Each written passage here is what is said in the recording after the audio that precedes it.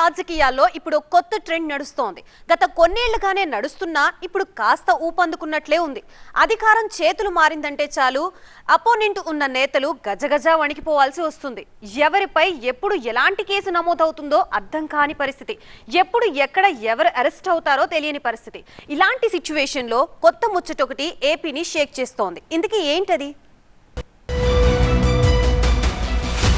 ప్రత్యర్థులపై జనసేన స్వరం మారిందా? పవన్ ను తిట్టినోళ్ల పని పడతారా? నాదెండ్ల మాటల సారాంశం అదేనా?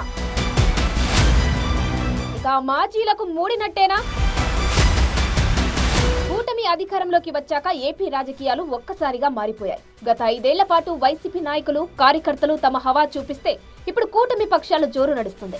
వైసీపీ హయాంలో రాజకీయంగా ఇరు వర్గాల మధ్య విమర్శలు ప్రతి విమర్శలు పరిధులు దాటిపోయాయనే చెప్పాలి. తమ అధినేత జగన్ పై విమర్శలు గుప్పించిన చంద్రబాబు, పవన్లను నాటి మంత్రులు, ఎమ్మెల్యేలు కౌంటర్ అటాక్ చేసే విధానం విపరీత స్థాయిలో ఉండేది. అంతేకాదు సోషల్ మీడియాలోనూ చంద్రబాబు, పవన్, లోకేష్ లను ఉద్దేశించి వికృతమైన పోస్టులు వైరల్ అయ్యాయి.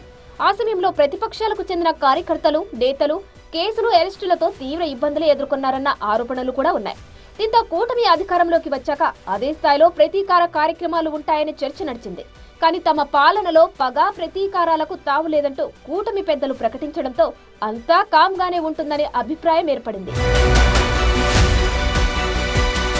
అధినేతలు వద్దనుకున్న లోపల అటు టీడీపీ కార్యకర్తలు, ఇటు జనసేన కార్యకర్తలు మాత్రం రగిలిపోతూనే ఉన్నారు. తమ నాయకుడిని తిట్టిన వారిపై చర్యలు తీసుకోవాల్సిందేనంటూ టీడీపీ క్యాడర్ డిమాండ్ చేస్తూనే ఉంది. పలు చోట్ల స్వయంగా కేసులు నమోదు చేసి ఆయా నేతల్ని ఊచలు లెక్కబెట్టించే ప్రయత్నం చేస్తున్నారన్న వాదన కూడా ఉంది. సినీ దర్శకుడు రాంగోపాల్ వర్మ, సజ్జల భార్గవులపై కేసులు, మాజీ ఎంపీ నందిగాం సురేష్, మాజీ ఎమ్మెల్యే వల్లభనేని వంశీ అరెస్ట్, ఇలా లిస్టులో చాలా మంది ఉన్నారు. వీళ్లంతా చంద్రబాబును గతంలో పరుష పదజాలంతోనో సెటైరికల్ గానో దూషించిన వారే కావడం విశేషం. అందుకే ఈ కేసులన్నీ టీడీపీ నాయకుల కక్ష సాధింపులో భాగంగానే నమోదైనట్టు వైసీపీ వర్గాలు చెబుతున్నాయి. రెడ్ బుక్ లో పేర్లున్న వాళ్లందరినీ ఒక్కొక్కరిగా టార్గెట్ చేస్తున్నారని, అందులో భాగంగానే వల్లభనేని వంశీని అరెస్టు చేశారనే ఆరోపణలు గుప్పిస్తున్నాయి. మొత్తానికి ఇప్పటిదాకా టీడీపీ వంతు, ఇక నుంచి జనసేన వంతు అన్నట్టుగా కనబడుతోంది పరిస్థితి.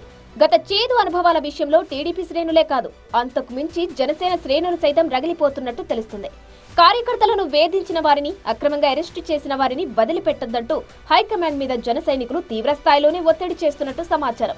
మొన్నటిదాకా టీడీపీ నేతలు, కార్యకర్తల నోటి వెంట ఈ డైలాగ్ వినబడగా ఇప్పుడు ఈ జాబితాలో జనసేన వచ్చి చేరింది. చంద్రబాబును తిట్టిన వారిని ఏదో రకంగా అరెస్టు చేస్తున్నారు. మరి తమ అధినేత పవన్ పై ప్రేలాపనలు చేసిన వారిని ఎప్పుడు అరెస్టు చేస్తారంటూ జన సైనికులు డిమాండ్ చేస్తున్నారట. అందుకే జనసేన హైకమాండ్ నుంచి కూడా కార్యకర్తల మనోభీష్టానికి అనుగుణంగా సానుకూల సంకేతాలు వినబడుతున్నట్టు తెలుస్తుంది. ఎవరో అంటే ఏదో అనుకోవచ్చు. జనసేన అగ్రనేత మంత్రి నాదెండ్ల మనోహర్ అలాంటి వ్యాఖ్యలు చేయడమే దీనికి నిదర్శనంగా కనబడుతుంది. తమ కార్యకర్తలను వేధించిన వారిని, అధినేతను తూలనాడిన వారిని వదిలే ప్రసక్తే లేదంటూ నాదెండ్ల చేసిన కామెంట్స్ కాకరేపుతున్నాయి.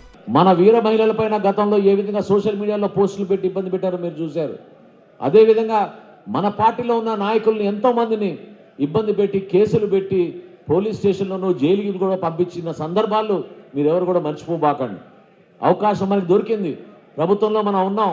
కక్ష సాధింపు కాదు, కానీ ఎవరైతే పొరపాట్లు చేశారో, ఎవరైతే కావాలని మన ఇబ్బంది పెట్టారో, ఎవరైతే దౌర్జన్యంగా వ్యవహరించారో వాళ్ళని మాత్రం ఎట్టి పరిస్థితుల్లో వదిలే ప్రసక్తే లేదు. దానికి కొంచెం సమయం పట్టినా సరే మనం మాత్రం కలిసి ఉండి మనం ఈ సందర్భంగా మంచి సంకేతం పంపించాల్సిన అవసరం 100% ఉంది. నాదెండ్ల వ్యాఖ్యలతో ఇప్పటిదాకా టీడీపీ అధినేత కోసం, ఇక మీదట జనసేన అధినేత కోసం అనే విషయంలో ఒక క్లారిటీ కనిపిస్తుంది. పవన్ పై అడ్డగోలు విమర్శలు చేసిన ఏ ఒక్కరిని వదలొద్దని భావిస్తున్న క్యాడర్కు నాదెండ్ల వ్యాఖ్యలు ఇస్తున్నది మామూలు జోష్ అయితే కాదు. ఇక ఇప్పటి నుంచి చూసుకోండి తడాకా అన్నట్టుగా ఉంటుందేమో వ్యవహారం అనే గుసగుసలు మొదలయ్యాయి. ఈ లెక్కన జనసేన ఎవరిని టార్గెట్ చేయబోతుందన్నదే ఆసక్తి రేపుతుంది. ఈ జాబితాలో ఎవరున్నారు, మొదట ఎవరికి గురి పెడతారు అనే చర్చ కూడా జోరందుకుంది. గతంలో పవన్ పై ఎవరెవరు ఎలాంటి విమర్శలు చేశారనే విషయమై సెర్చింగ్ మొదలైనట్టు కనబడుతుంది. ఒకవేళ నిజంగానే ఇప్పుడు జనసేన వంతు మొదలైతే ఆ ముగ్గురు మాజీ మంత్రులను మడతెట్టేయడం ఖాయమన్న ముచ్చట బలంగా వినిపిస్తుంది. మాజీ మంత్రులు రోజా, పేర్ని నాని, గుడివాడ అమర్నాథ్లు గతంలో పవన్ టార్గెట్ గా తీవ్ర విమర్శలు గుప్పించారు. మరీ ముఖ్యంగా కాపు వర్గంలో కీలక నేతలుగా ఉన్న పేర్ని నాని, గుడివాడ అమర్నాథ్లు పవన్ ను టార్గెట్ చేసిన తీరు రాజకీయంగా రచ్చరెప్పింది. ఒకరికి ఒకరు చెప్పులు చూపించుకునే దాకా వెళ్లిందా జగడం. మాట్లాడితే 3 పెళ్లిళ్లంటూ పవన్ పై మూకుమ్మడిగా దాడి చేసిన సందర్భాలు అనేకమున్నాయి. వైసీపీ ప్రభుత్వంలో మంత్రిగా పనిచేసిన మరో కీలక నేత ఆర్కే రోజా సైతం పవన్ ను టార్గెట్ చేస్తూ తీవ్ర వ్యాఖ్యలే చేశారు. జగన్ ను పవన్ ను పోలుస్తూ ఆమె చేసిన కామెంట్స్ రాజకీయంగా పెద్ద దుమారమే రేపాయి.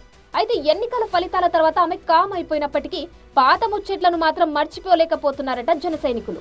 ఆడపిల్లలపై ఇష్టానుసారంగా చెలరేగిపోతున్న వారిపై చర్యలు తీసుకోవాలంటూ పవన్ చేసిన వ్యాఖ్యల తర్వాతే రాష్ట్ర వ్యాప్తంగా సోషల్ మీడియాపై ఉక్కుపాదం మోపుతోంది కూటమి ప్రభుత్వం. అయితే జనసేన అధినేతను వీర మహిళలను తూలనాడిన వారిని వదిలే ప్రసక్తే లేదంటూ తాజాగా మంత్రి నాదెండ్ల వ్యాఖ్యానించడం చూస్తుంటే ఇప్పుడు జరగబోయేదేంటనేది చూచాయంగా అర్థమవుతుంది. పవన్ పై ఒకప్పుడు నోటి దురుసు చూపించిన వారిపై ఫుల్ ఫోకస్ పెట్టినట్టే కనబడుతుంది. వల్లభనేని వంశీ తరహాలోనే మరికొందరు అరెస్టు కాక తప్పదనే అభిప్రాయం రాజకీయాల్లో వ్యక్తమవుతుంది. మరి జనసేన టార్గెట్ లో ఎవరెవరు ఉన్నారో చూడాలి.